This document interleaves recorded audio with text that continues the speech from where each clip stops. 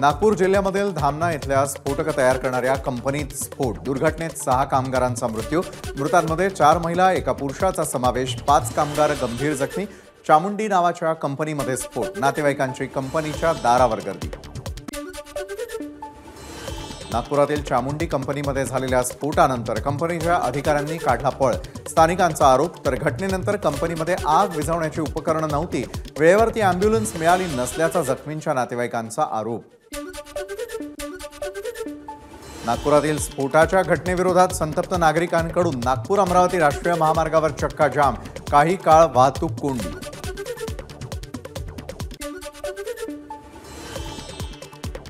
नागपूर जवळील धामणा इथे स्फोटक बनवणाऱ्या कंपनीत झालेल्या स्फोटात 6 जणांचा मृत्यू झाल्याची घटना अत्यंत दुःखद आणि दुर्दैवी आहे. त्यांना माझी भावपूर्ण श्रद्धांजली.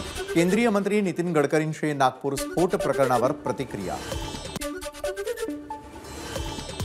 नागपूरच्या धामणा इथल्या स्फोटाच्या घटनेनंतर अनिल देशमुखांकडून घटनास्थळी जात पाहणी, बचाव कार्यासह स्फोटाबाबत अनिल देशमुखांनी अधिकाऱ्यांकडून घेतली माहिती. नागपूरच्या चामुंडी कंपनीतील स्फोटानंतर घटनास्थळी जात नागपूर पोलीस आयुक्तांकडून पाहणी, आग विझवण्याचे उपकरणं कंपनीत नव्हती अशी माहिती मिळालेली असून त्याची चौकशी केली जाईल अशी पोलीस आयुक्तांची माहिती. चामुंडी कंपनीतील स्फोटानंतर कंपनी व्यवस्थापकांनी घटनास्थळावरून पळ काढला. रामटेकचे खासदार श्यामकुमार बर्वे यांचा आरोप, स्फोटानंतर आग विझवायला कंपनीकडे कोणतीही उपकरणं नसल्याचेही श्यामकुमार बर्वेंचा आरोप. खासदार संदीपान भुमरे आणि मंत्री शंभूराज देसाईंच्या शिष्टाईला यश, 6व्या दिवशी अखेर मनोज जरांगेंकडून उपोषण स्थगित. मनोज जरांगेंकडून सरकारला 1 महिन्याचा म्हणजे 13 जुलैपर्यंतचा वेळ, ओबीसीतून मराठ्यांना हक्काचं आरक्षण द्या, जरांगेंची सरकारकडे मुख्य मागणी. धाराशिवच्या भूम इथे मराठा समाजाच्या महिलांचा उपजिल्हाधिकारी कार्यालयावर धडक मोर्चा, सरकार आणि विरोधी पक्षाला दिला चोळी बांगडीचा आहेर. भूम शहरातील मुख्य गोलाई चौक उपजिल्हाधिकारी कार्यालयावर असा काढला मोर्चा.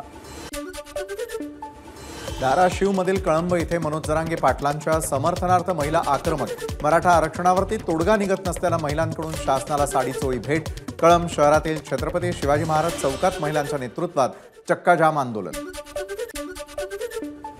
मराठा आरक्षणानंतर अंतरवाली सराटीजवळील वडीगोद्रीमध्ये ओबीसींचा आरक्षण बचाव आंदोलन सुरू. सरकार आणि राज्यपालांच्या लेखी आश्वासनाशिवाय उपोषण मागे घेणार नसल्याची आंदोलकांची भूमिका. मुख्यमंत्र्यांच्या ठाण्यातील निवासस्थानाबाहेर सुपरमॅक्स कंपनीच्या कामगारांचं आंदोलन. 2 वर्ष सुपरमॅक्स कंपनीचा प्रलंबित विषय मार्गी न लागल्यानं कामगार आक्रमक. सुपरमॅक्स कंपनीच्या शिष्टमंडळाची मुख्यमंत्र्यांसमवेत बैठक, प्रलंबित मागण्यांबाबत लवकरात लवकर तोडगा काढण्याचं मुख्यमंत्र्यांचं आश्वासन. आंदोलन स्थळी येत मुख्यमंत्र्यांनी साधला संवाद. नीट यूजी 2024 मध्ये ग्रेस मार्क मिळालेल्या 1563 मुलांचे निकाल रद्द करणार. नीट घोटाळ्याबाबत सुप्रीम कोर्टात केंद्र सरकारची माहिती, निकाल रद्द झालेल्यांना पुन्हा परीक्षा देण्याची सरकारची मुभा. नीट यूजी परीक्षेमध्ये 63 गैरप्रकार झाल्याची एनटीए अधिकाऱ्यांची माहिती, मात्र पेपरफुटीची एकही घटना घडली नाही, एनटीए अधिकाऱ्यांचा दावा. 2 दिवसांनंतर कल्याण डोंबिवलीमध्ये पावसाला पुन्हा सुरुवात. डोंबिवलीमध्ये फक्त 15 मिनिटात 37 मिलीमीटर तर कल्याणमध्ये 2 तासात 47 मिलीमीटर पावसाची नोंद. पावसामुळे वातावरणामध्ये गारवा.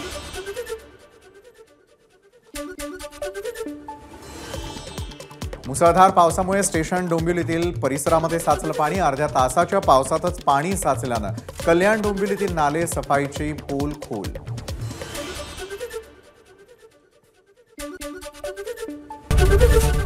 एबीपी माझा, उघडा डोळे बघा नीट.